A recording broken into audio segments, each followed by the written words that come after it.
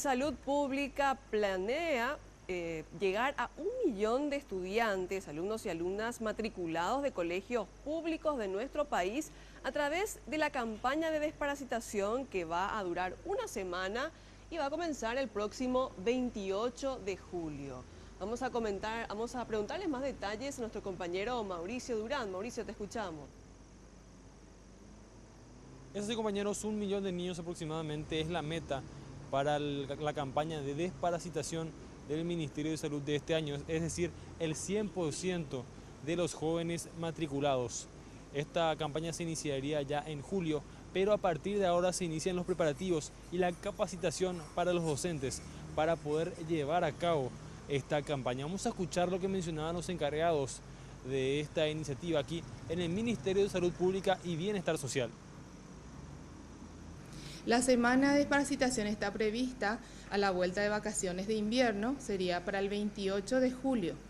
Esa semana entonces haremos la intensificación de la campaña, ya que la campaña, como les digo, empieza todo el preparativo, todo el movimiento, como para llegar a los niños y a su familia, a la comunidad, ya desde ahora. Ahora, pero ¿cuáles son los síntomas de una parasitosis en un niño o un joven?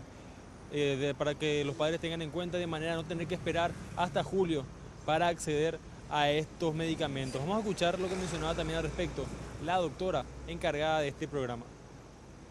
La parasitosis es causa de bajo peso, desnutrición, o sea, el niño no está creciendo bien, está un poco cansado, produce cansancio fácil, ¿sí? O tiene rendimiento escolar bajo. Hay que descartar que sea por anemia secundaria parasitosis. Inclusive mencionaron que si todo va bien este año, intentarían llegar también a las familias de estos 1 millón de alumnos matriculados, de manera que también ellos puedan ser beneficiados con la desparasitación. El Abendazol se puede conseguir, según nos estaban explicando, en cualquier centro de salud o hospital, en forma de pastillas o bien de comprimido. Por el momento, estos compañeros, volvemos a estudios.